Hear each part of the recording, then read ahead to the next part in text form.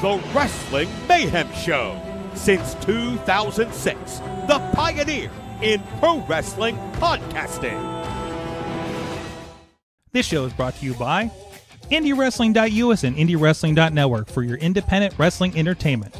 Slice on Broadway, supporting Pittsburgh podcasting with the perfect pepperoni pizza. Just wait, just wait, just wait, just wait, just wait. Wait for the perfect time, then attack. Don't give up what you want, take it back. Wait for the perfect time, then attack. Do what you got to do, make it. It is the Wrestling Mayhem Show, episode 918, Tuesdays. We've been talking about professionalized wrestling. I am Mike Sorg at Sorgatron on the social medias in the Sorgatron Media Studios in Pittsburgh, Pennsylvania. And we got a fun one for you tonight. First of all, we got a crew and a guest. We had a little bit of a change in our guest tonight, but that's okay. We still have an international flavor. I'll get to that in one moment. But in the meantime, let's get to the rest of the regular crew.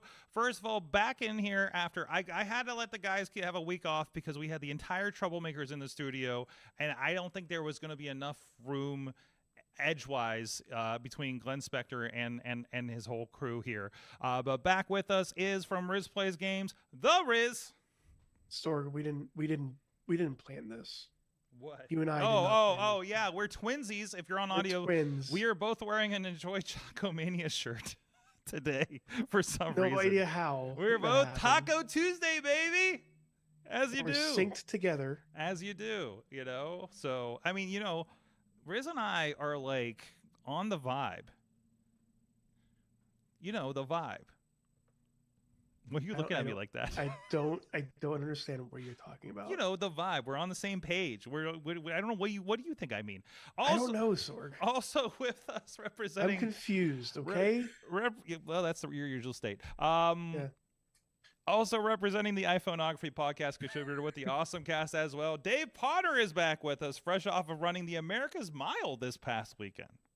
America's Mile. Well, there you go. Got that salute. Got that salute. You know, I literally did this show. Maybe we'll talk about the show I did last night with Combat One, but they're setting up for this show and they're putting up all these flags in the entrance. And I'm like, why are we going so America? And I'm like, oh, right. It's still July. I forgot 4th of July is an entire month sometimes. Yeah. But, you know, hey, like Halloween, you know, if you're in October, it's a Halloween show. It doesn't matter if it's the first, right? Whoa. What? I have to interject. I have to interject real quick. What do you mean October? Down my local Giant Eagle, the Halloween candy is out and on sale. There's already Spirit Halloween stores popping up. The pumpkin spice Cheerios are on sale now. Mm-hmm. We are mid-July. Wait, is pumpkin spice theory? Oh, what? Oh man, I need to get back into pumpkin spice. I gotta get back to my basic white girl state. Also with us, that all aside, we have a guest with us that probably is wondering what the hell we're talking about with our American holidays. Our friend with us is Brandon Lee is joining us, known from NWA Exodus Pro. We've seen him in the Renegade Wrestling Alliance, and I think he's been in a bunch of places. I think he's been with our friends down in Rise Wrestling, if I'm not mistaken. I think I saw that on your social media feed. Also known as the, do I have this right? Is it the Technical Assassin they call you? Indeed, it is the Technical Assassin. How are we all doing this evening, guys? We good? We're good. We're good. Thank you so much for joining us. And we're gonna learn. Listen, we're gonna get cultural with you tonight. You're gonna teach about British wrestling. We're gonna find out where you came from. We're gonna find out why the hell you're in Cleveland and all that kind of stuff, and what's going on with Exodus Pro and stuff. I know we've mentioned a few times on the show. I've been having a great time on the production with that crew up there in Cleveland. So thank you so much for joining us. Thank you for having me. So, and let's get into it. What's going on in the wrestling world before we dig in deep with our guest here. And please chime in if you have any thoughts on things. Well, first of all, I think we got it in the corner. Dom's in the doghouse, fella.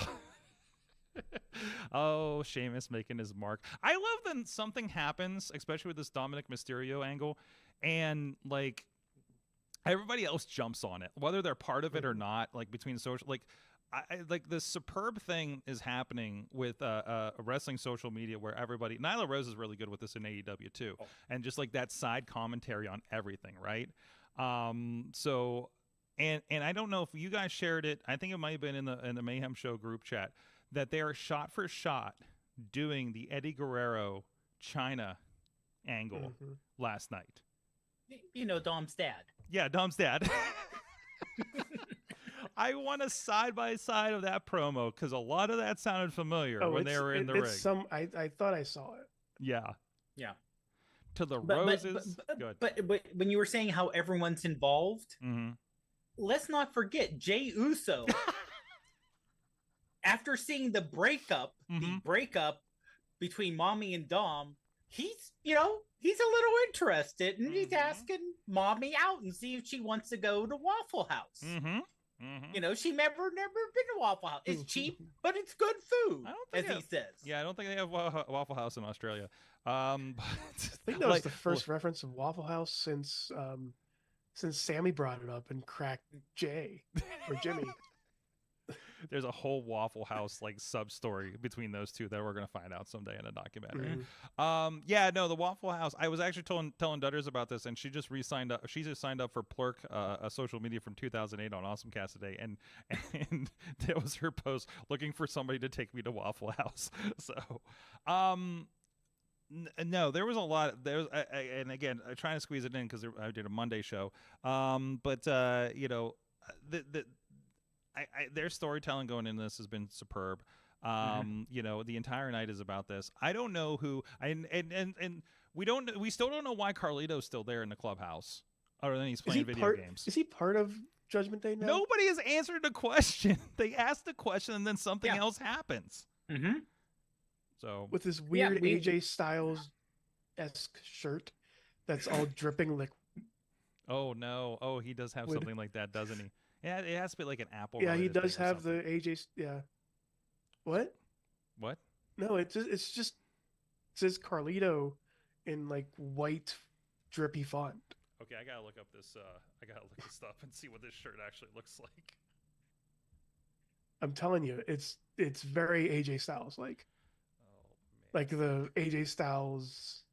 I forget what they actually call that now. Okay, I see what it is now. Well, I don't know what the this is like an affliction shirt. That's not terrible. I don't understand what it has to do with Carlito. No, it's almost like a. Well, I mean, it's a Puerto Rican flag. Puerto Rican flag. Yeah, okay. The Puerto Rican flag with the apple, there. But it's very like spray paint. The problem is you never see the full thing because of the shots they're doing backstage. Yes, so, exactly. You're just like. Well, also Carlito's taller than mostly everyone else. Yes, too. he is. I mean, outside of Damien, Damien's also very tall, but. By the way, that shirt is going. There is only medium and 3XL and up of that shirt if you want one. By the way, so we could put like 3 Rizzes in one of those. I have a didn't I win a 3X Mojo Rawley shirt at one time? You did. Do you still have that? No. Oh no. Why would I have a 3X Mojo Rawley shirt? Well, why would you get rid of it if you were given one? I mean, don't you want to stay hyped? No. I mean, it's like all hype. It's all hype. In this economy, no. Not in this. Oh, fantastic. Anyways, what else from last night? The Wyatt Six. There's more happening there. Oh, thank goodness I saw. Thank goodness I watched the entire week of the Pat McAfee show when they were in Indianapolis, and then had 2 full weeks of nothing, and then randomly just appeared on one night of. I was just watching it in the background when I worked, and all of a sudden I hear like the white noise, and I'm like, oh no, they're doing it again, and then they finally did something with like the videotape. No. Are you watching the Pat McAfee show because you like to watch the Pat McAfee show in general, or just because you're looking for the Wyatt Six stuff to pop up? Yeah, it's the latter. You're the sports guy. You're a sports ball guy. I'm the sports guy, and Pat is from Pittsburgh, so it's more, and it like this season has been mostly pretty damn good for Pittsburgh sports with Skeens and stuff like that. But what? Yeah, with baseball. Oh, okay. But like it's just like I do this for you. So you can fans report of this back. show. You can report back, yes. So nobody can watch this show. How many hours a day is the Pat McAfee show? I think it's hour on ESPN. Mm-hmm. I want to say it's 2 hours on social. Mm-hmm.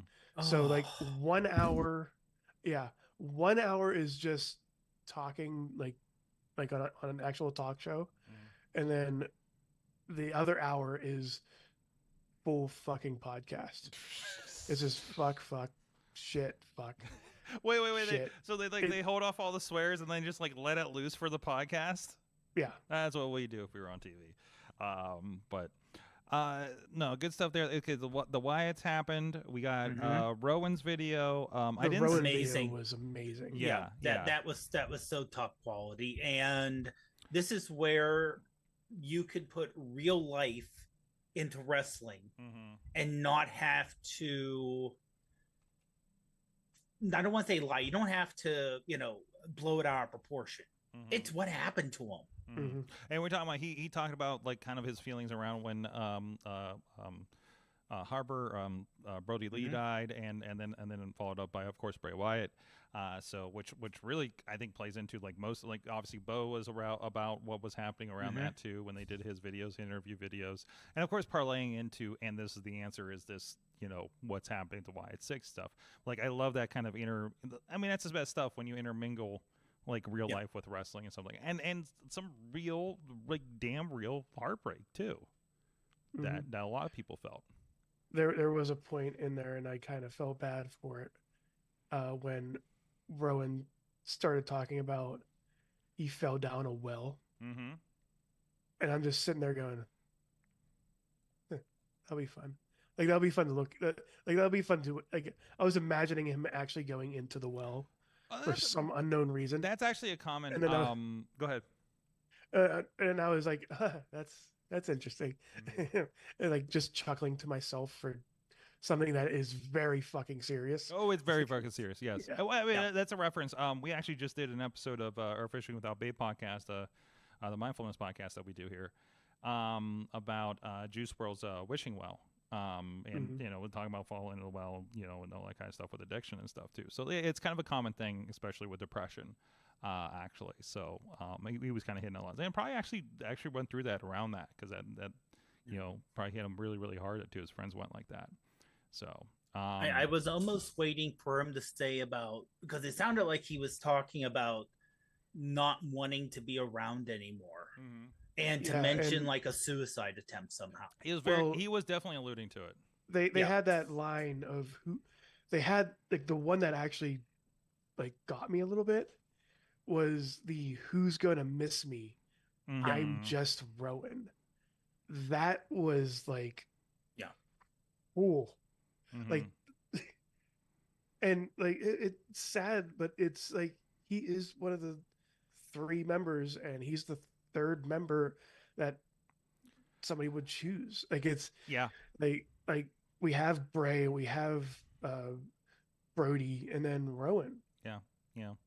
But that got me a lot. Yeah, I mean, and that's where it's going to hit really, really well with that story when they get into it. And I love what they're doing with that. I that second half of Raw I didn't have time to finish, so I just hit YouTube clips. Did I see that the Creed brothers are now teaming with Chad Gable? Yep. That fits. I don't hate that. In suits. Okay. They're all 3 in suits. They did not come out in wrestling gear. They came out in decent wrestling suits. I mean, it's not like $5,000 suits, but they were dressed nice in suits. That's the extra. All 3 of them. That's the extra show up in your good clothes to the WWE taping suits. Yeah. So, but yeah, it was nice to see that, and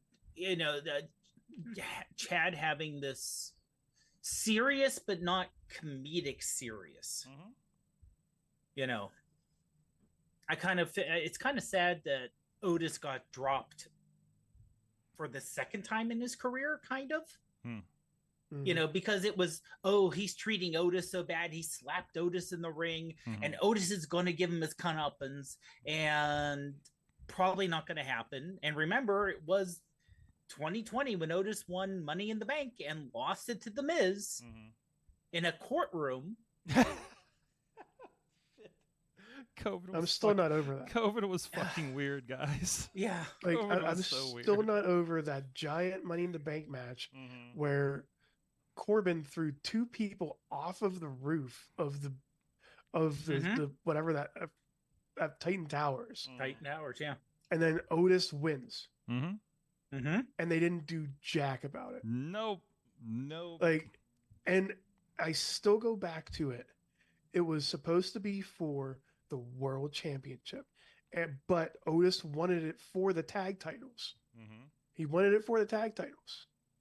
But then, I believe 2 years later, Austin Theory wins, goes after the United States Championship. Makes no sense. With you on that. Sorry, I got a little rant there. Yes, you seem so angry. I want Otis as world champion. Okay. Well, we'll be talking about it a bit more. There's a lot happening here. We're going to talk to catch up with our guests here, and Brandon, have you been catching any of this WWE on the social media clips or anything like that? I know you're training hard here, and not necessarily catching all the shows. Well, I've been watching some of the clips online, definitely, and like on the road back when you're in the car for about 3 hours, 4 hours at a time. Yep. My favorite thing that they're doing at the moment is it feels like all the characters that they have are like spinning plates with each other. Like with Carlito and the Judgment Day, he's there, he's their friends. Like even though they're heels, villains, they don't hate each other for no reason. They like coexist. And there's so many different like sub storylines within a big storyline. There's so many plates spinning for everyone. It just makes everything so cohesive and watchable. You can pick up on so many minute things. You know what we haven't gotten in a while? I don't know if you've noticed this. Because remember, like for the longest time, I feel like we get like Kofi Kingston versus The Miz for like 3 weeks in a row for no real reason, right? I don't think that happens much anymore, right? Or if you do, like Ilya Dragunov coming back around on the IC title, thing last night. I want to watch that match actually. They have the full match up on YouTube. Like it's got a purpose to it. It's not doing it just because. Like I don't feel like when they say like, hey, we're going back to the Attitude Era, I remember like people talking about like, hey, everybody on that show had a reason to be on that show. You're not just throwing a bunch of matches out there. And I feel like we're really kind of getting to that. Like maybe Raw is maybe the exception because they have so much time to fill, but like how many times are you just like, oh, this match is just existing for TV, right? Like it doesn't seem to happen. Like something is going to happen in each match and segment which will lead to something or progress something. It's not just there. Yeah. There's a reason to watch. Yeah, it's good. It's good. Yeah. I don't know I don't know how sustainable in length that's going to be. Well, I would say there's a good chance because of the new administration in WWE where it's not Vince does everything. Yes. Vince only cares about the top 2 or 3 matches and everyone else does whatever. Well, I don't care. That's true. I mean, I think that's the thing, because if it's, if everything needed to funnel through one person and their attention goes over here for whatever reason, for good or ill, yeah, that your thing now is less important. Like, I mean, think about these PLEs are so focused with 4 or 5 matches, and that's it. And they're given time, and we don't have to worry about killing a women's match because, whatever. And except for John Cena, because he kills everybody's time. I understand. Was the joke going around that last Money in the Bank. But no, I think it's very cool and a very tight show, and it's great to see. So, anyways, we're going to talk more about. We're going to check out what's going on. AEW's got a big show, AEW 250, Dynamite 250 happening, and they got a big match I want to talk about, and then we're going to get to our guest here more in depth for the episode. But in the meantime, I want to give a shout out to our friends that are supporting the show on Patreon, patreon.com/Wrestling Mayhem Show. Some of you may be watching us via Patreon. We actually go live a little bit before we go live for everybody else, so you get a little bit of the side conversation as preparing for the show, and you can stay tuned and listen to the Patreon recording live and whatever we might get into there. We at least have one contraband member of the Wrestling Mayhem Show that joins us. Take that how you will. Thank you, everybody that does support the show over there on the fan of the show level. Bo Diggity! Woo! As well as Team Hammerfist, the Tupac family, as well as Megan Nelson, Bubba Brewer from APWF, and the Triple B Experience podcast, and the newest Patreon supporter, Jason French. Thank you for joining us on the Patreon. Also at the Poppy Club level, Dave Profod Potter, spouse of Ruth Julia Affair at RuthJuliaAffair.com. Rats in a Trench Coat, Tony Kincaid. Pizza Club level, The Rizz. And at the manager level, Bradley. You guys can support the show too, and I can say your name funny at patreon.com/Wrestling Mayhem Show. Yeah, I think we posted You're getting better at that. At what? Mm-hmm. I'm getting way better at that. Getting better at that? Okay. Not stumbling over the read. Yeah. Okay. We put an hour of the Troublemakers on Patreon last week. I don't even know what we got into. So how does he get an hour every time he's on the show? Have you talked to Glenn Spector? No, because he doesn't stop talking. Oh, I guess really he's kind of talking at you, isn't it? So yeah, okay. Well, I mean, Glenn, I love you, man. That's just, but yeah, great. He's great. What was it? What is it? Glenn Spector's the best wrestler. Just ask him. So, Brandon, I know Glenn Spector's been on a couple shows. You've been up there in Cleveland. I don't know if you've had any Glenn Spector experiences with the Troublemakers or anything. I've met Glenn Spector a few times now. I've been out for a few drinks with him. He is a man. He's a gentleman. I'll give you that. He's a nice guy. But yeah. Oh, he's saying that like, oh, he's a nice guy. We know what that means. I do like him. Excellent. Anyways, let's touch base real quick. AEW's got the big 250. We have a champion versus champion match. I don't think both titles are on the line, right? I think it's just an exhibition. Is it an exhibition? This is a non-title exhibition, champion versus champion situation.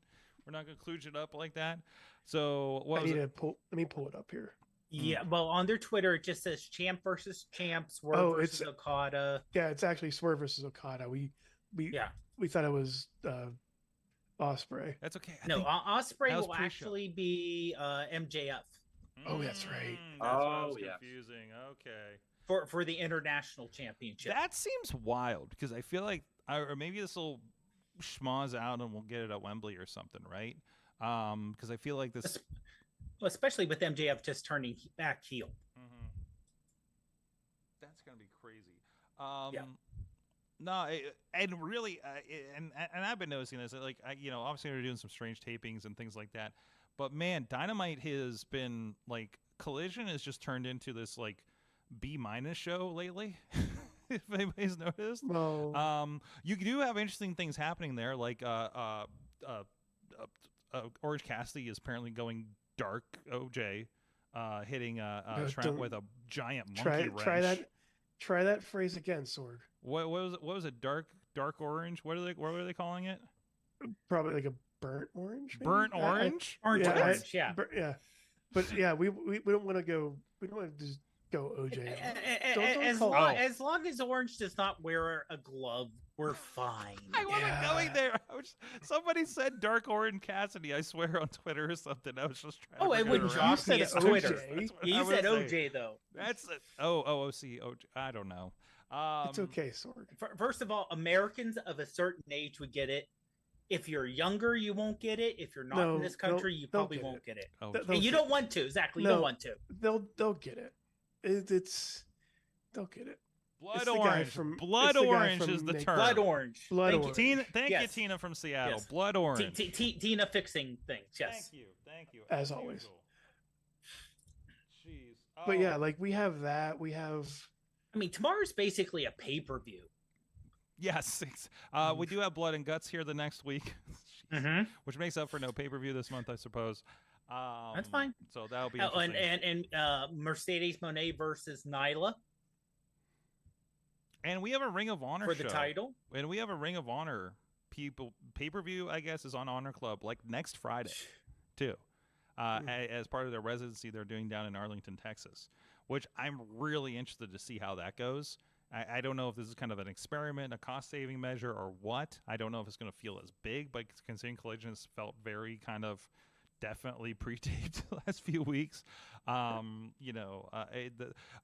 are doing. I am always astonished lately the scheduling acrobatics that AEW appears to do.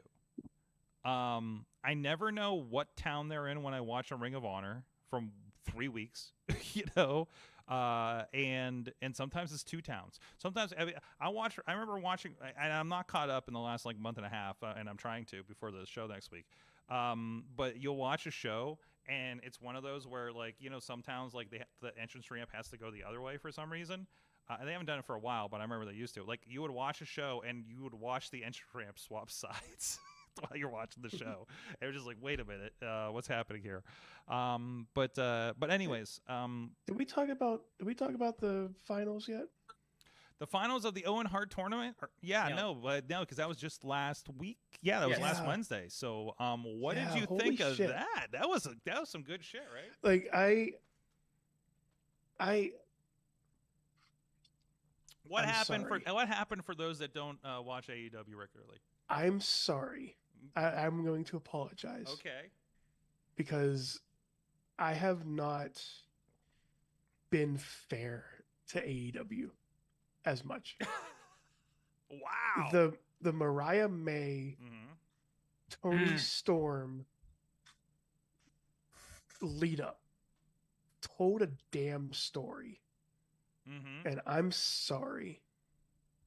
Like, I know I'm not really big into like, I'm not a big blood person unless it mattered. That fucking mattered. Yeah. Like and for those who don't know, probably already know, it's been almost a week. Yes. Mariah May attacked Tony Storm, busted her open with the very heavy belt, by the way. Like the belt had like those little knuckles on it at the end of it, the little buckles that were metal. Like you heard it, and like the shoe, like bringing back the shoe, like how, like that was. And again, I'm not big on blood, and it was a little bit squeamish when I first saw it, but it did tell that story, and it was more of a movie like that I really wanted to see from an AEW, because that's what, like, that told that story. Like that turn told that story. So Tina's pointing out that this beat for beat is the story of an old film all about Eve that I'm finding on the Criterion Collection site here. Yes. That's tremendous. Which, given that, I think I heard it on here that R is the one kind of working with Tony. A classic Hollywood movie that RJ City's involved with. Shocking. I mean, it was perfect.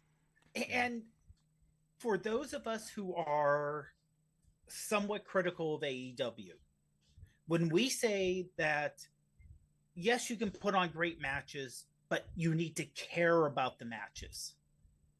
This is what we're talking about.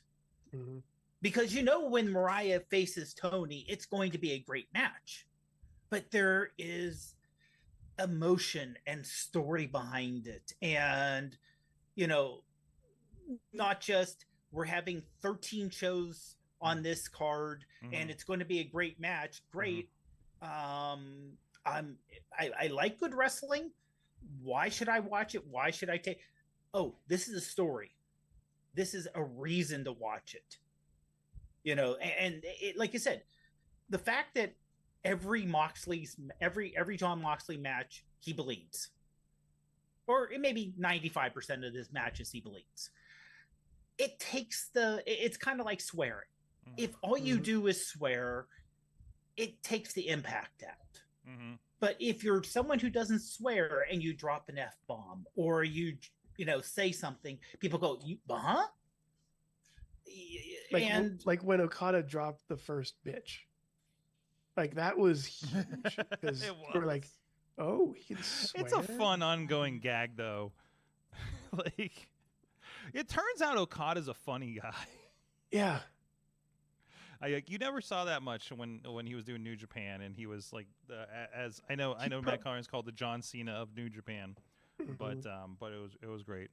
Brandon, I want to make sure we get your opinion. Have you seen what's going on with Tony Storm and anything like that? I've seen roughly what's going on with Tony Storm. Yeah, but I'm upset what's happening with Okada. Really, I feel like he's lost all of his like mystique that he had in New Japan of being the Japanese John Cena, and he's just coming in and doing gags with the Young Bucks. I feel like he could do a lot more than that, but they also have such a deep roster of great talent that where can they just slide him in without taking someone out?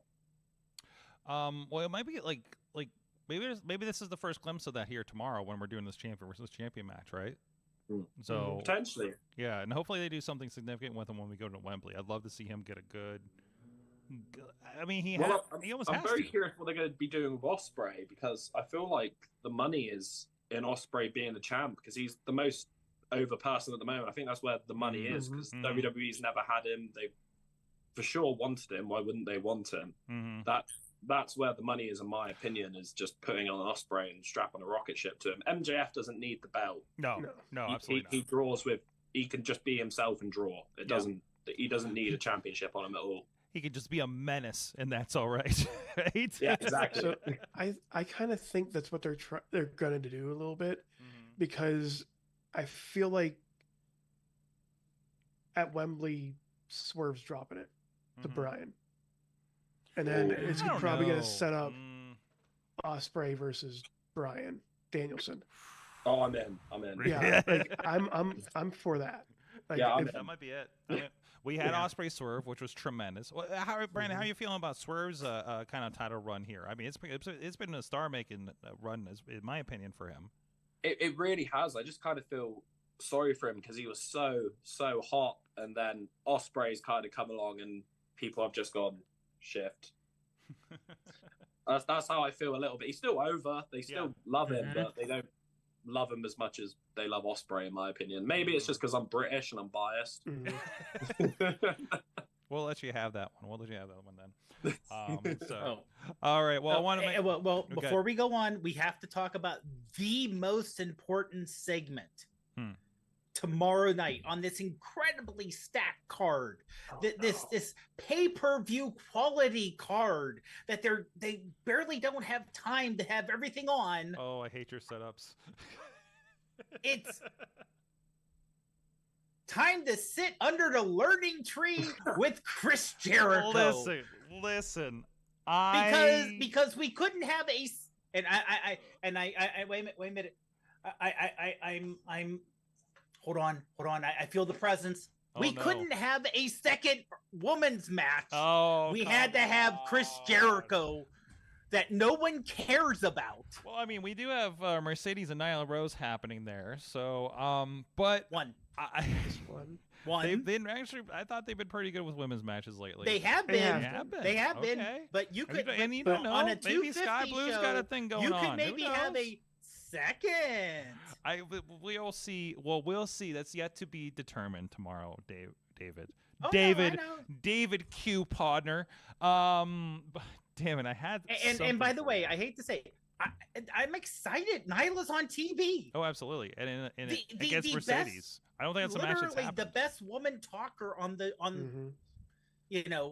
possibly on either AEW or WWE. The best out there, the one who's best at social media. And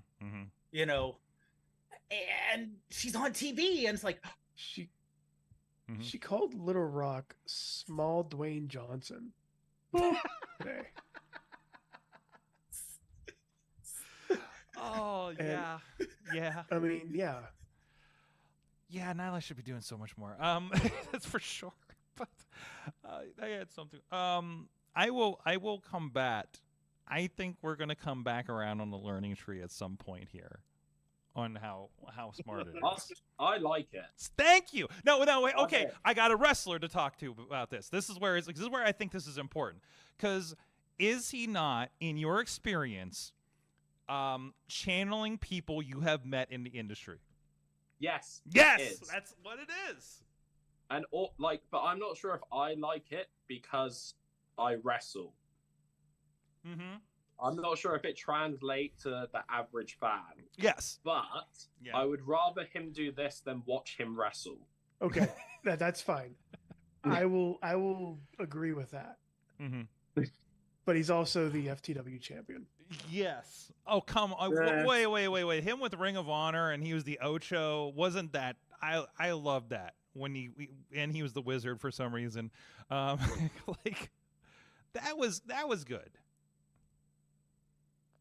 That was 2 years ago, wasn't it? No comment. No comment? No? No comment. No, you didn't dig that? All right.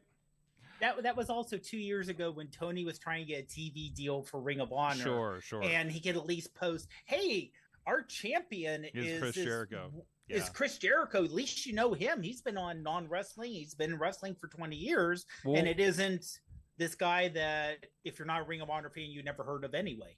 Well, one note for that, I want to mention Ring of Honor real quick, because I was actually kind of looking over some articles and some changes that look like coming up around those Arlington, which again, Ring of Honor is having their what is it? Is it Super Card? No, it's not Super. I forget what show they're having. Death Before Dishonor, maybe. So they're having their main show that's going to be on Honor Club, and then of course Collision is going to be there.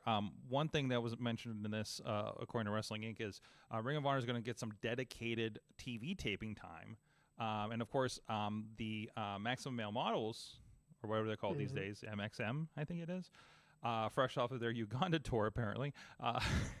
I've been signed on and have been popping up in the last couple episodes of Ring of Honor. So it sounds like they're going to get a little more, the speculation is it sounds like they're going to get a little more focus on that show. So maybe that is going to turn. And I have said this, I think I said this in the car a couple times last night talking about this. I feel like I should record I feel like card conversations you record because they're basically a podcast. Yes. Especially at like 3 a.m. when you're, in the middle of the road. But no,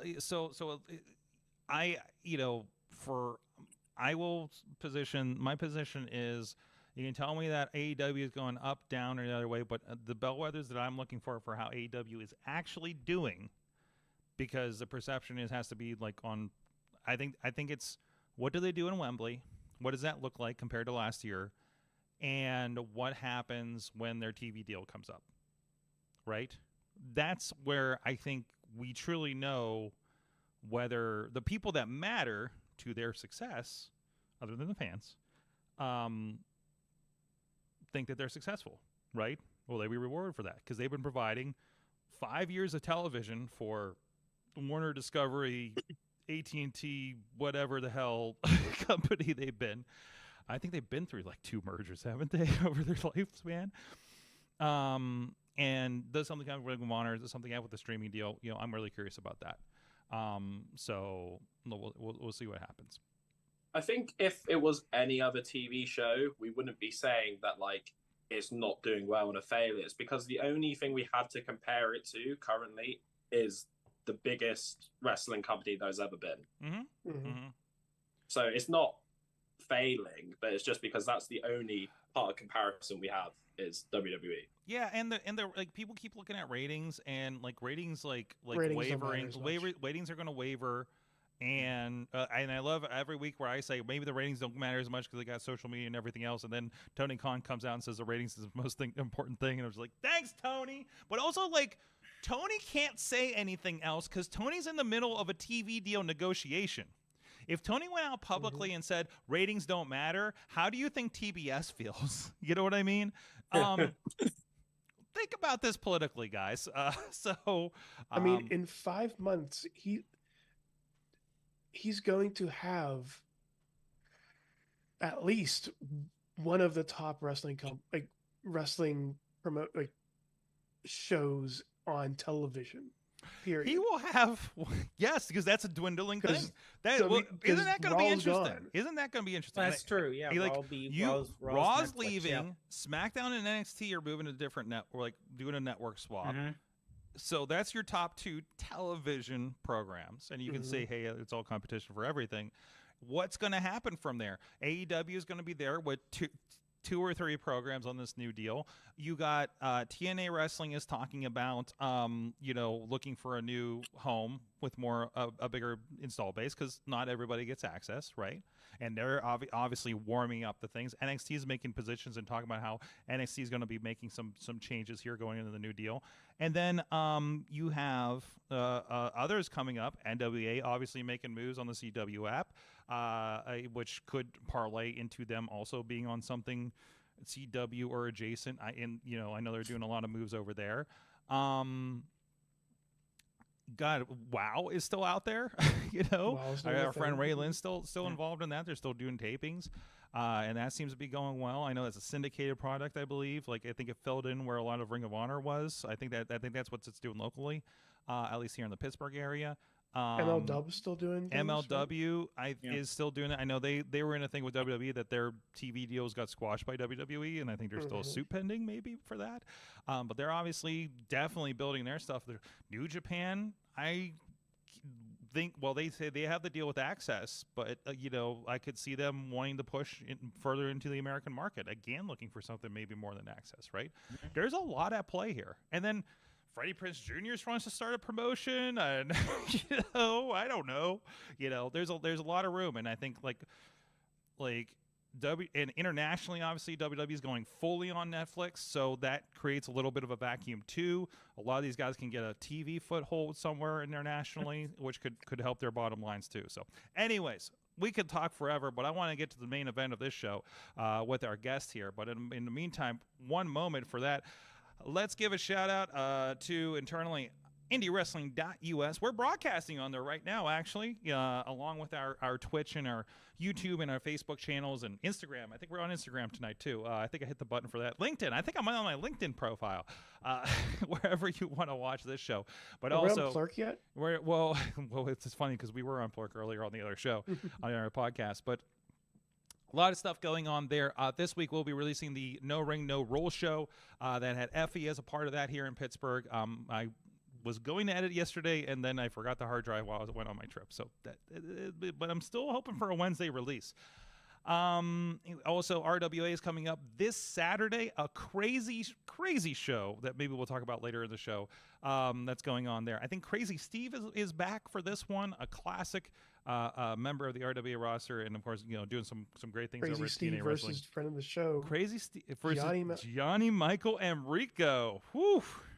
Who is under 2 years in the business, by the way, and he's going to get some Crazy Steve. He had Rhino a couple months ago. Rhino too. in Canada. In Canada, jeez.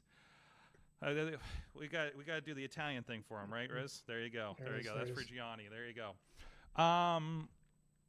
And so much more. The last couple of VCW shows have been up there. Neo Pro has some new stuff coming in. Neo Pro Wrestling, new to the network, so welcome them on there. Check out the first Big League Wrestling show on IndieWrestling.us on VOD, and so much more. Top Rope Tabletop just had another session. Pro wrestlers playing Dungeons and Dragons, and then we're talking about some interesting new content that might be coming up here in the next couple of months. So check out IndieWrestling.us for so many of your favorites in indie wrestling, including Beastman, who's in Japan, and we'll talk about that a little later in the show too. All right, the technical assassin, Brandon Lee. Brandon, I gotta bring up this promo before we get much into things, because you're set up this Saturday at Exodus. I believe you're in this 10-man tag. I can't even tell you who all's in this thing because there's so many people in this thing. Was it Carson Drake, I believe is his name? Yeah, Team Carson. Yes, he was recruiting you, and I think he had a misunderstanding of what a technical assassin is, because he kept making this kind of motion during the promo here. I don't know what. What is your relationship with Carson Drake? First of all, what kind of guy is Carson Drake for those that haven't seen him in action? Oh, here's a character. You wouldn't want to spend more than 20 minutes with that man. Mm-hmm. Yeah, okay. I can see that. Okay. Anyways, so I want to talk a little bit about you. First of all, like, obviously you came up over in the UK. Tell us how long you've been in wrestling, and how the hell did you get to America? So I've been doing wrestling now around about 3 years. Basically, I just saw a flyer for a school one day and I thought, I'm going to sign up to that and just see what happens. And I trained relentlessly in England for about 2.5 years till about, 3 months ago now. And I met a lovely man called EC3 at a seminar at my school. And I ended up driving him to the airport, and somehow along the way he convinced me to come over to Cleveland to train with him for a period of time and get some American reps under my belt. That's awesome. So were you? How much did you know about EC3 before this? Did you know about his work on Impact or WWE? So funny thing about that is TNA was quite big on TV because it was on Freeview TV in England, so you didn't have to like pay for it at all. You didn't have to get any sports channels. It was just it was free on like a 10 o'clock on a Thursday night, obviously pre-recorded for England. And I was watching like weekly when he was on top. And I usually very much like the heels, the villains, because I related to them, but he was just a dick. I remember we were doing a recap show, and the one guy that's not on the show as much anymore, like he like abhorred so much of TNA wrestling at the time, but then like EC3 came in, and that was like the bright spot. You know, he'd come on the show. He'd come on the show and just go trouble. Yeah, somebody did that to me last night actually, and it brought it back. So was it EC3? How much did you? Yeah, no, it was not EC3. Some people that work with Nexus though. But so like, did you know anything about Cleveland going into this? So for the people that I said I was going to be going to Cleveland for an extended period of time, they went, "Why on earth are you going to Cleveland?" that is the appropriate response. I mean, we're a little biased because we're from Pittsburgh here, but yeah, of course. The only fact I know about here is it was the first city with light. What? Apparently, that's the true fact. Really? Yeah, with like electricity, like lights. Oh. Fact check me. Okay, so you did your research going into it. Awesome. So what was I watched one YouTube video. You watched one? Oh, I love it. The video you found was like the Cleveland Sucks video from about 20 years ago, and it talks about all the like human suffering they have in the Cleveland Browns. First public demonstration of outdoor electrical lighting in the U.S. was in Cleveland. Holy shit! Told you. So we got to see you here, obviously in RWA. I actually got right here. You had a match with J-Rock with RWA. So I mean, what was is this kind of your excursion, if you will, coming over here? Yeah, I would say so. I've done not everything in England, obviously, but quite a fair amount. And my coach at home, Joel Redman, who was Oliver Gray in NXT, the first ever NXT tag champ. Basically, I've never mentioned to him about going to America, or like I mentioned about going to Japan and stuff because I really want to do that because I love their culture. And he introduced me to EC3, and the first time I met EC3, I shook his hand, and my head coach Joel turned around and went, "Oh, Brandon really wants to go to America and work out there." And in that moment, I went, "Yeah, I do." Never spoke to him about it before. Just got coaxed into it, pretty much. That's awesome. So how's the training been helping you out here? Is it again, not knowing terribly much about the British style? What I think most know, like guys like Gunther and everything coming over here. Will Ospreay obviously represents that most in the mainstream know about this. Like, what's the biggest differences? I'd say between training and the style, I guess. We what I've found definitely as at my home school, ASW South in Salisbury, Joel's our head trainer, and he is very, very big on conditioning. Now, we do conditioning at Exodus, but it's next level conditioning that we do at home, because he believes like we should not be dying in the ring, shouldn't be blowing up. We should always be ready to go 100% at any point. So I feel like conditioning's lacked a little bit here, but we very much struggle with promos and the character aspect, as you can probably tell by watching most British wrestlers, and that's the main reason why I decided to come over here to get help with that. Okay. What's the biggest thing you've learned from EC3 as far as that character work? Just to not. I'm trying to think of the best way to describe it. Don't do not necessarily what you want to do. Do what's best for the way you look and the way you wrestle.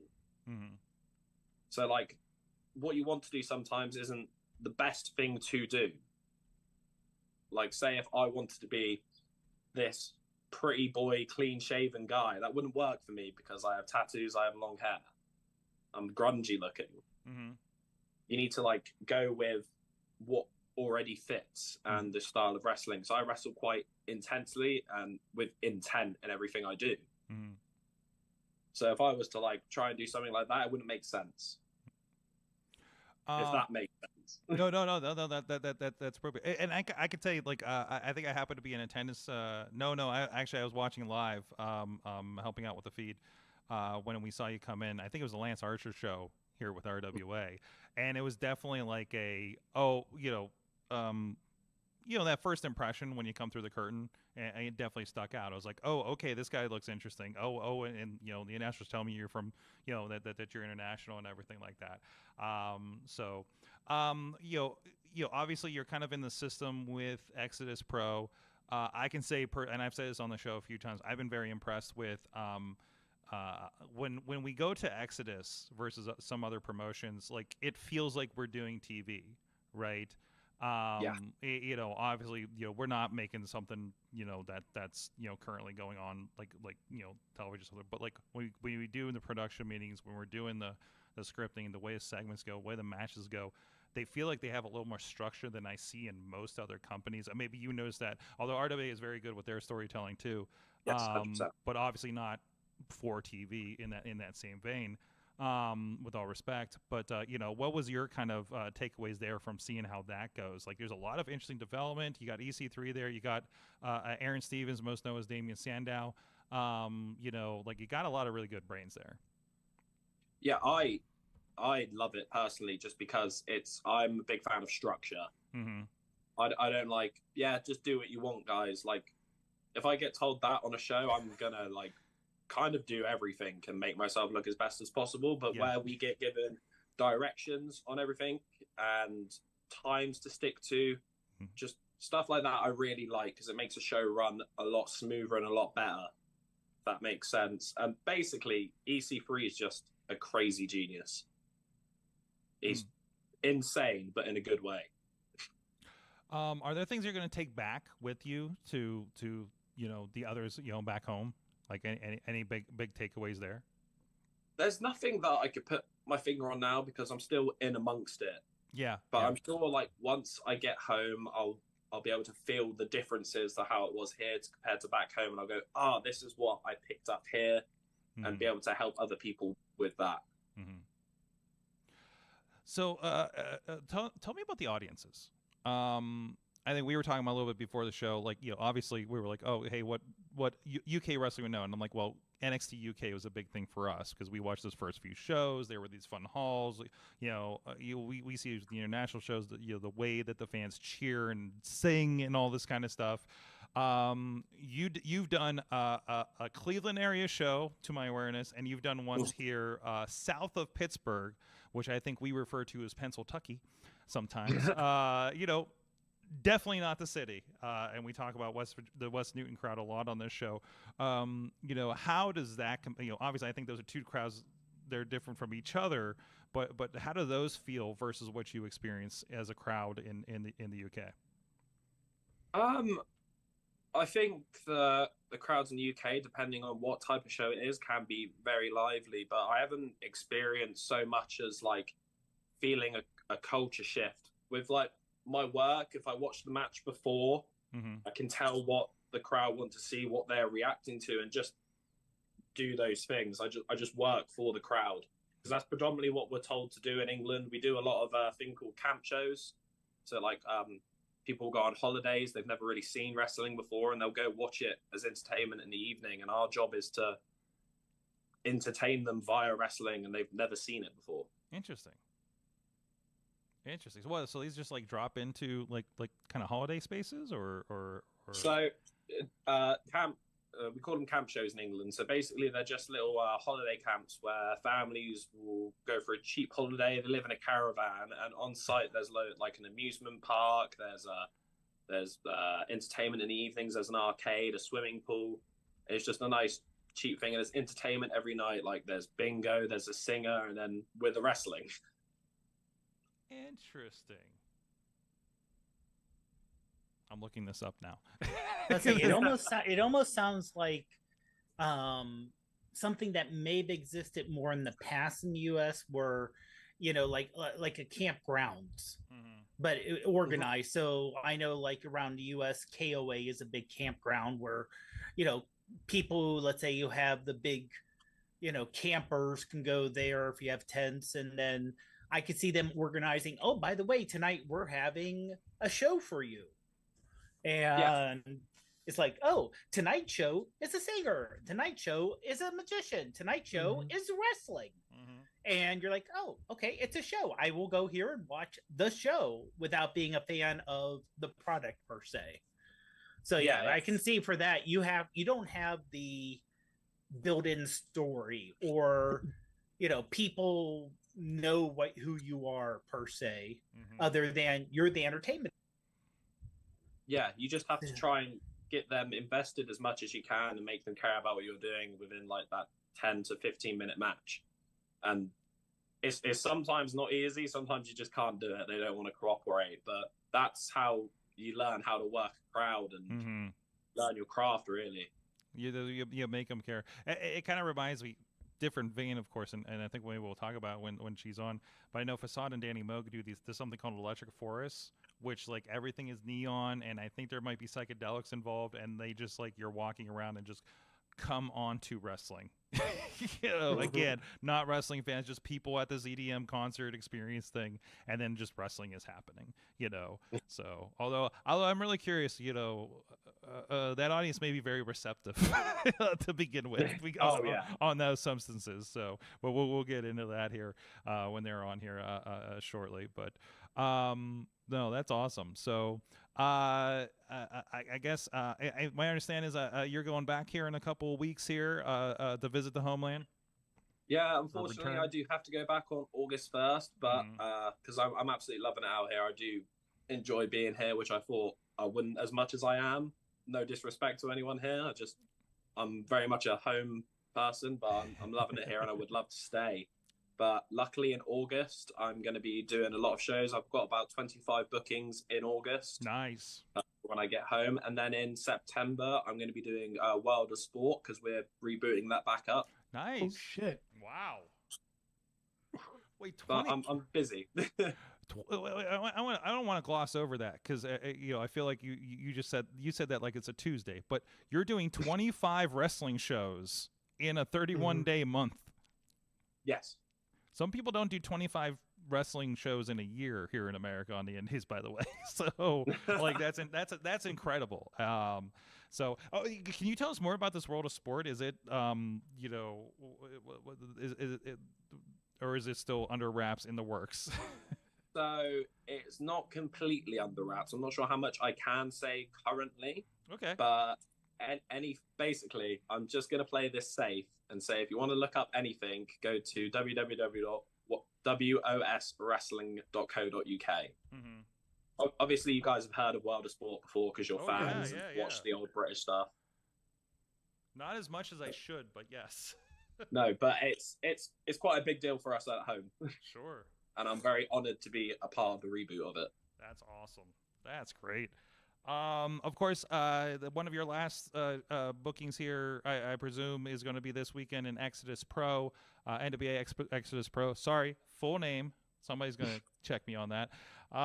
So big shows happening this Saturday at the Tree Lawn for Exodus's New Religion and I've just been loving the music they have attached to it every time it comes up in my feed. So again, tell us, you're part of a big 10-man tag. Why should people be coming to the show? Well, it's currently the best NWA territory in the country, and that's just hands down. There's no one else that can compete with the amount of talent we have, the amount of people that have been signed from our territory, and just the standard of show that we put on with the talent we have. Everyone always leaves happy and entertained. So I don't see why they shouldn't come.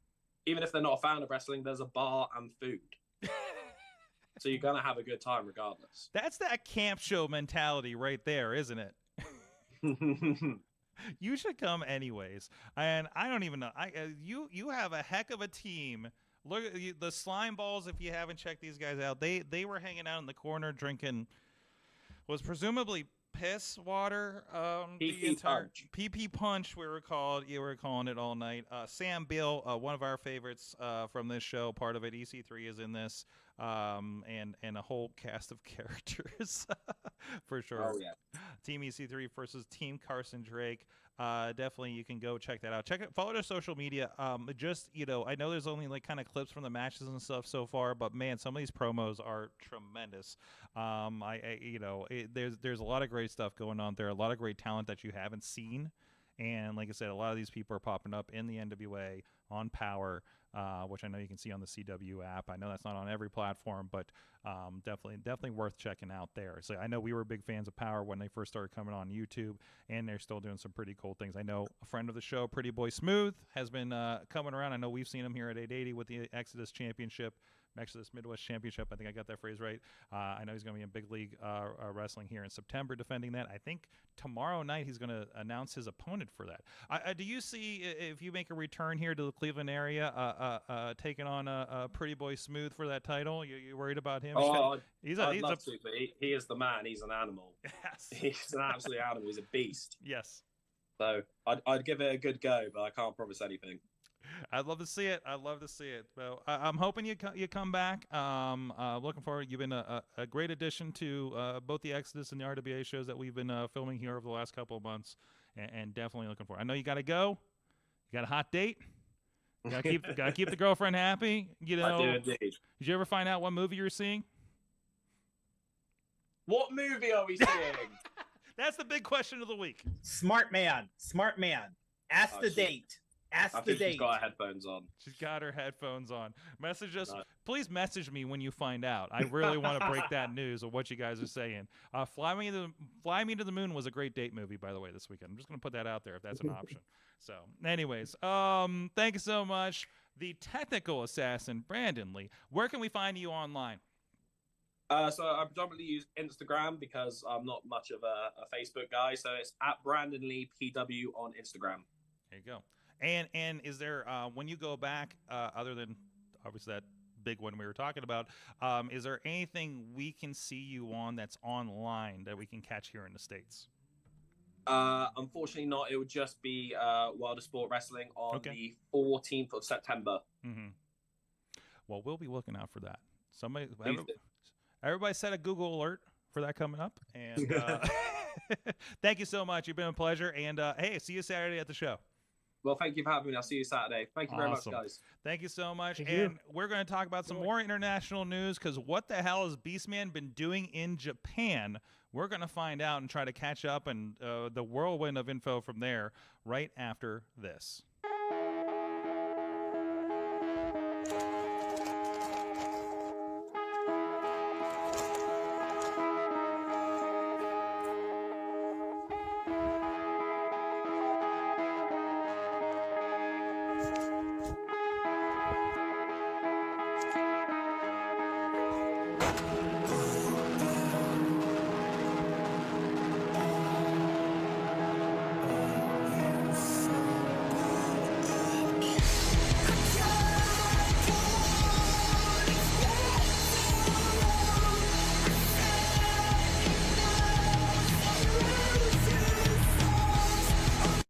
Approaching the ring, the challenger, TT! Newly created RWA Women's Championship. Again, this for free. Whoa! Rolls her up. on the line tonight. I kind of don't blame her. And now TT, wow. 1, 2, starting things off a little bit. He's got a 2,000-day title range. He's got a TT. I mean, Tony, you. 1,000 days. 2,142. Oh, God. OVW. And wow. And wow. The surfing bird, as she likes to call this. And there she goes. She comes. Big shoulder block. Reversal. I'm just letting the ref handle it. Oh, she stacked her. What? She has captured the RWA Women's Championship. The competing sunset flip. Whoa. Jessie Bell is furious. TT has done it. TT now has the gold. Your new RWA Women's Champion.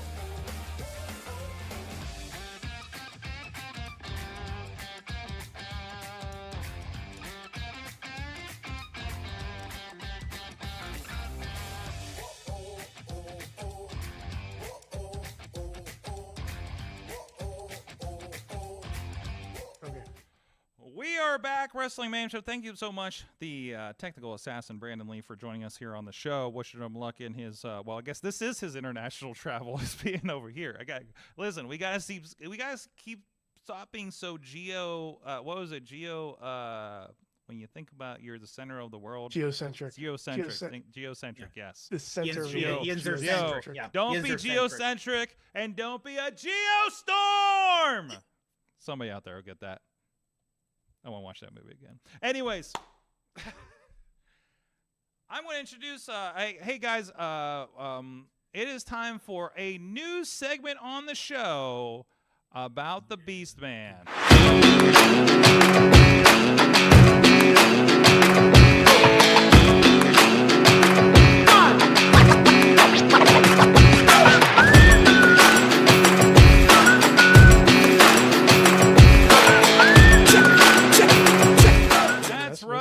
The caveman kaiju on the island.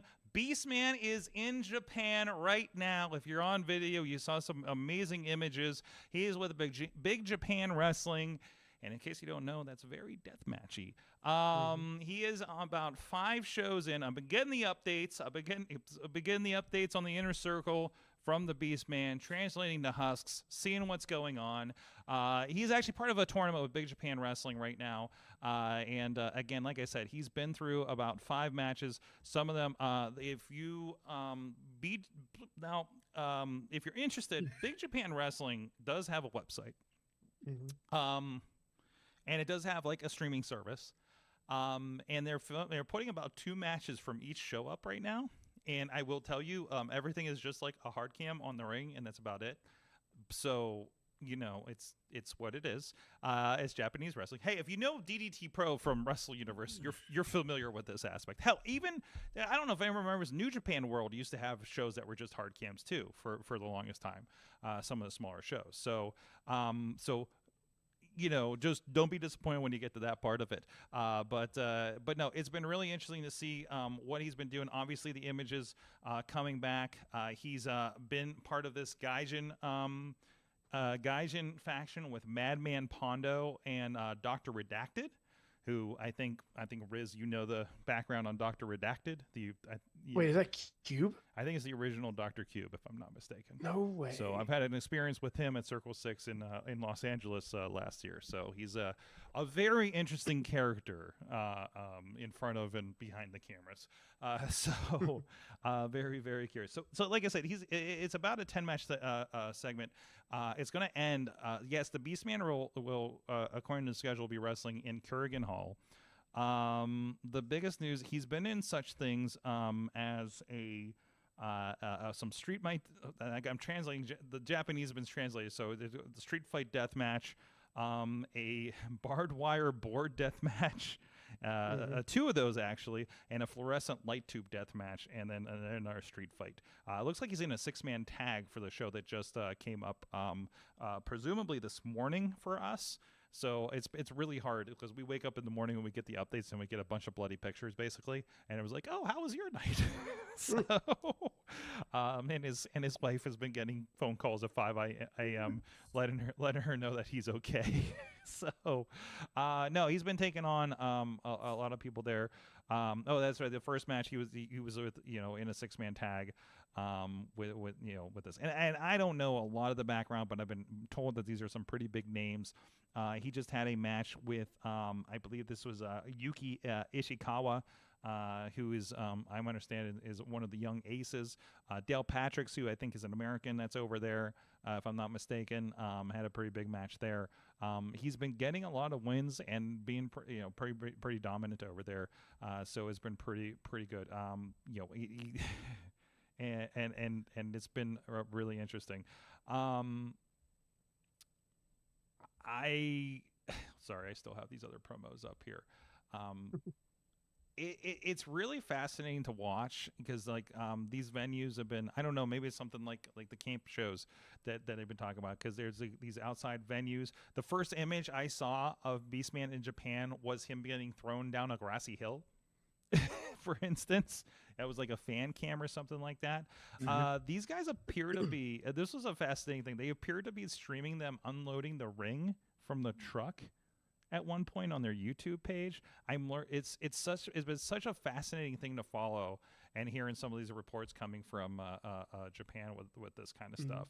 I know, my knowledge in Japanese pro wrestling has been opened a little bit with my one friend Keiko turning me on to stuff like Choco Pro, so that really doesn't surprise me as much that they're doing a ring setup video for that, when there is a wrestling ring which is just a mat in some building somewhere where they just wrestle at.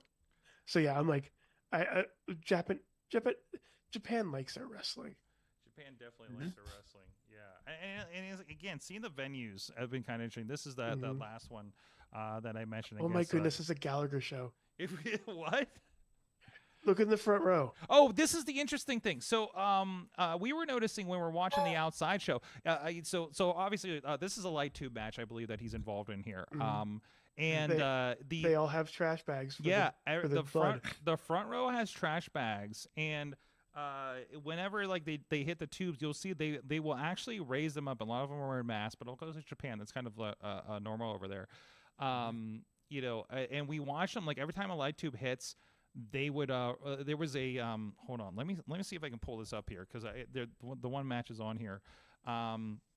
Because it was a light tube. What's the one where they taped the light tubes to the ropes on a couple sides of the ring? I think it was from the first night here. And every time they hit it, you watch them all lift the plastic up.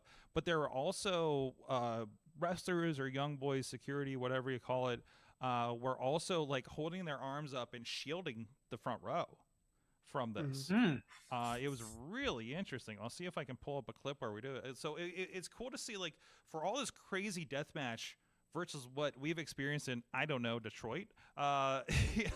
They're very weirdly sensible and protective of their audience, I guess you could say. Again, I'll try to find a clip here. You're seeing this, and I did confirm that is their tour bus in the background of this. I think this is the first show on the tour. They're outside somewhere, and you see the crowd out there when they hit. So does Beastman get on the bus? Is it they just drive together on the bus? With the Beastman? Yeah, I don't know what they do with the Beastman. They might just strap him to the top at this point. So we've been seeing images again. If you saw the front, the video that we had at the front here, he's been wrapping barbed wire around his bone. So, like, again, like, I've been to shows where, like, somebody will wail on a light tube and it just sprays the entire front of an audience. I'm still trying to find one of these clips here. This looks like this might be one of them. I think you might have passed it. Yeah, I was right past it. So say here, he's going to hit that and watch them, see them step in. There are 3 guys that stepped in with their back to it, right? And then everybody in the front row held plastic. It's like the splash zone with a poncho at SeaWorld. Yeah, it's a Gallagher. It's a Gallagher concert. It's a Gallagher concert. Watermelon. Exactly. With a sledgehammer. Just with a more dangerous watermelon. So, but it's been great. He's been getting matches with. I understand one of the promoters was really putting him over on some posts over there that we had to translate. So Beastman in Japan is going to be, and again, he is ending in Kurgan Hall, and you better believe he's going to get one of those jackets. Mm-hmm. The what was the steakhouse jacket? Ribera Steakhouse jacket. We talked with Glenn Spector back in April about his jacket when he was at DDT Pro. So it's very, so literally in the chat is somebody that's done a tour of Japan and somebody that understands deathmatch wrestling and the importance of these guys. So it's been really cool to kind of like, oh, that's important because I really should have just brought them on the show to talk about it. So obviously Glenn talked about it a little bit last week when he was on the show, and the importance of this. So I don't know if Beastman's going to become a deathmatch guy. I don't know. He keeps saying this feels natural to him. I mean, the last few times we've filmed him, he was in West Virginia. He had a couple instances with deathmatch wrestling. Yeah, between Pondo and Shadow. Obviously Pondo, a big part of this promotion. And Gory. Yeah. So still have nightmares of that. So. Yeah. Poor Rizz had to film all the violence and the cutting and the aluminum cans and all that kind of stuff. So, yeah, we'll keep an eye out for them. Again, BJW, watch Big Japan Wrestling. There is an English and a Japanese Twitter account for them. They do have a YouTube page. It doesn't have the most recent stuff on the YouTube, but I imagine eventually some of these bigger matches, they do put free matches on there every once in a while. And as much as they seem to be featuring Beastman in these last couple of days of shows, I think you're going to see a bit of them on their social media and on their YouTube. The pictures have been amazing. I want to see if I can pull up a couple of them here real quick so you can see. But especially from that last match, it's been pretty incredible. So, and again, maybe you're not a fan of the deathmatch wrestling. Maybe you closed your eyes a little bit when we showed this on the video version. But it's really cool that he's getting this experience and we get to kind of follow along. Obviously, we're going to see about having him on the show to talk about what's going on, how that experience was. I love that there's all these international traveling friends of the show that get to come back here and talk about this kind of stuff. So anyways, in the meantime, you know what they don't have in Japan? Probably they don't have good pizza made by New York City style Yinzer Made here in Pittsburgh. Our friends at SliceOnBroadway.com. Thank you to them for supporting the show. Pittsburgh podcasting with the perfect pepperoni pizza for the last decade or so, and supporting for the show. Thanks you so much to SliceOnBroadway.com. It is time to find out. Chat room, get in there. What did you learn from wrestling this week? I learned wrestling on the Monday is pretty cool. So last night was my second show working with Combat One Wrestling up in the Detroit area. The first show was that one that had it was on a Thursday, and it had Matt Riddle and Alex Shelley and Simon. Well, it was actually Matt Riddle versus Simon Gotch, which was pretty good, and a big rumble. And Chavo Guerrero was there too. This time it was a Monday at a roller rink, and Violent J was on commentary all night. Yes, Violent J of the Insane Clown Posse was there on commentary on our headsets. That place was packed. In the middle of it was a skating rink that had I think they had a zap zone. There were indoor bumper cars in there. They had a mascot that lit up. It was incredible because we're just like, what are we doing going to Detroit on a Monday for a wrestling show, right? We've talked about Detroit wrestling on here, this promotion is relatively family friendly, right? Obviously, they're in the play zone. I hope they are. There's literally the play crawl area. The one girl, oh God, what was her name? Like Maggie Lee or something. I know she's one of the Seth Rollins trainees. Like, we're just both like, I want to climb in that, you know. But it was a blast. Cruel, the Atrocity Cruel, did not nearly destroy any of my equipment, but it did throw somebody through a wall. So that happened. Violent J got involved with, and if you know hockey, Darren McCarty of the Red Wings, who's very involved with this promotion. So the end of the show was Detroit wrestlers beating the Canadian team, winning the tag team championships in a Hockey Town street fight with Darren McCarty of the Red Wings and Violent J celebrating in victory at the end of the night. It was the most Detroit moment I think I've been involved in. And this is like my 10th Detroit area show that I've attended or been on production for. So definitely a big shout outs to Combat One. They've been, I don't want to say better than expected, but like I mean, compared with my knowledge of Detroit wrestling, they're better than expected and pretty amazing to work with. And they got some pretty cool stuff going on there. Their next show is in California, by the way. So a little leap there. And I think they're coming to the Brighton, Michigan, back to the roller rink back in October with Matt Riddle as a part of both those shows. So they're doing cool stuff. They're bringing some good names in. And it looks like, the discussion I'm having with them, they're trying to kind of elevate the level of what a Detroit area wrestling show is, which is true because most of them I've been to like are not family friendly. We've talked about it, right? And I think it's cool that they're doing what they're doing up there. I think they're doing a lot of the things right. So good. Nate and the crew up there, shout outs to them. And I know there's a lot of faces that we know from the Exodus crew too. So makes a lot of sense that everything's kind of tightening up around there. So. Rizz, what did you learn from wrestling this week? Come back to me, Sorg. Come back to me. Potter, what did you learn from wrestling this week? Well, I learned now 2 people I follow. They have a YouTube channel, Haley and Kendra, and they do little skits. Okay. They do little skits, and occasionally they do reactions of thirst traps, and they reacted to Rhea Ripley. Haley and Kendra are wife and wife. And is this the link that you have in the chat room? It is the link I have in the chat. All right, yes. Let me see if I can. And the blonde, Kendra, I don't think she's ever seen Rhea before.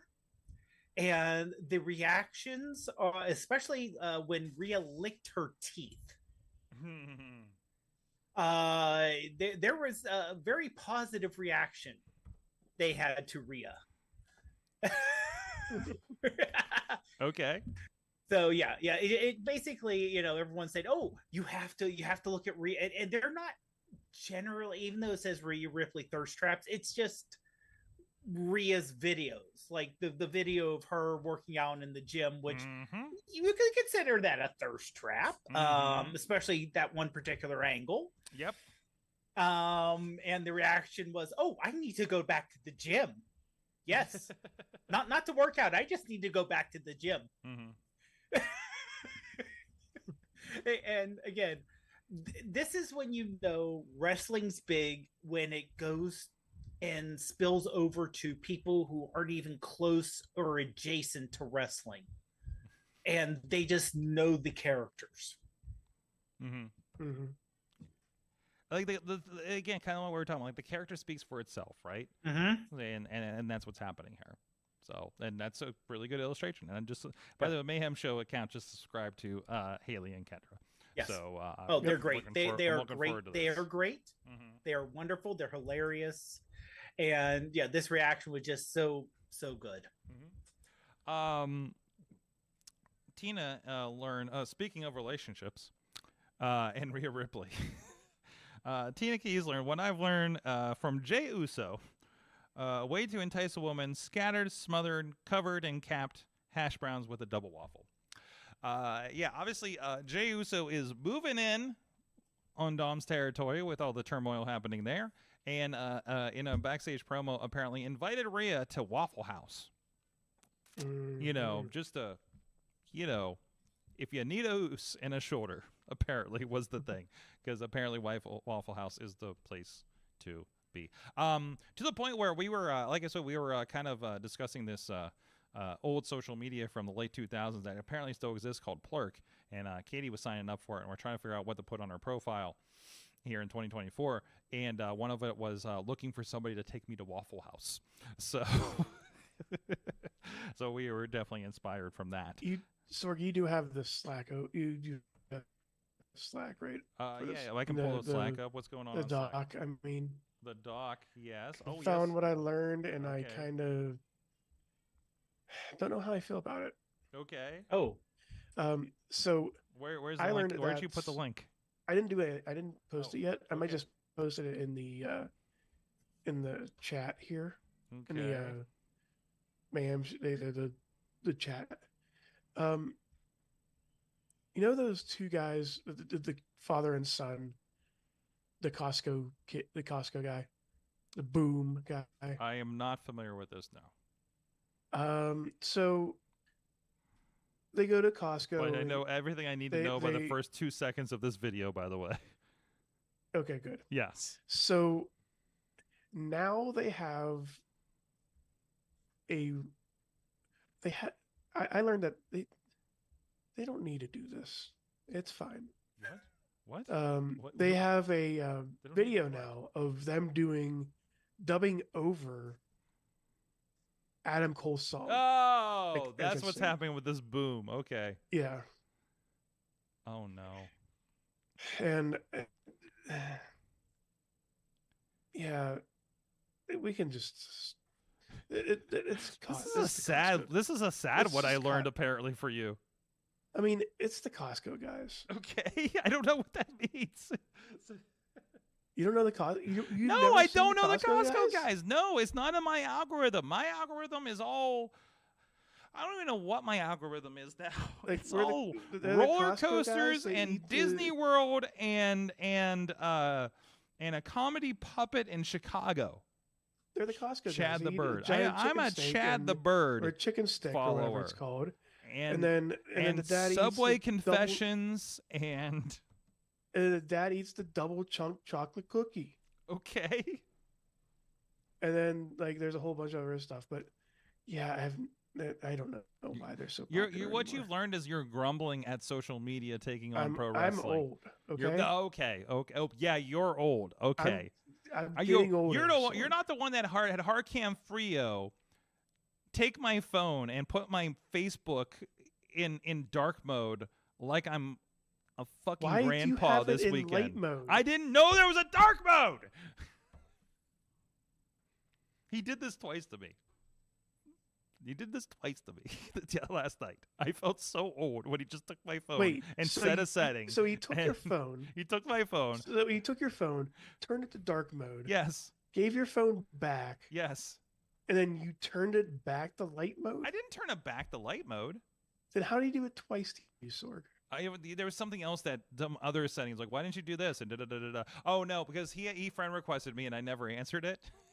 Because I'm terrible with friend requests on Facebook because I will not basically unless I'm like unless I know if I don't recognize. Also, I know him as Hardcam Frio and not first of all.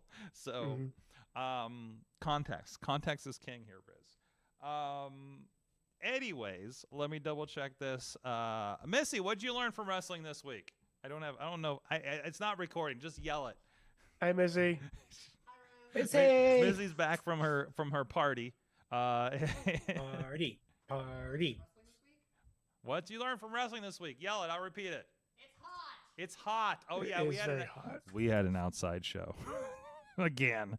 So because we hate Why? ourselves and the people that book us hate us too. Well, honestly, I hate to say it. No. Given the indoor where indoor shows, I say yeah, the indoor shows are much better either. They're probably not. Sorg- It's probably not air conditioned. Sorg, mean- now that you said that, you know the promoter's gonna ask you if you hate him over and over again. The promoter already asked me if I hate him, if I'm angry at him. Yes. Well, Missy's perpetually in a state of anger around wrestling shows. outside wrestling. Guys, thank you so much. Like I said, there's a lot of stuff going on. RWA has a show. I think it's Resurrection coming up this Saturday. It'll be streaming on Indie Wrestling Network. Thursday night fights will be Thursday night. Ironically, maybe is that how that works? On free on the Indie Wrestling Network or IndieWrestling.us every streaming channel.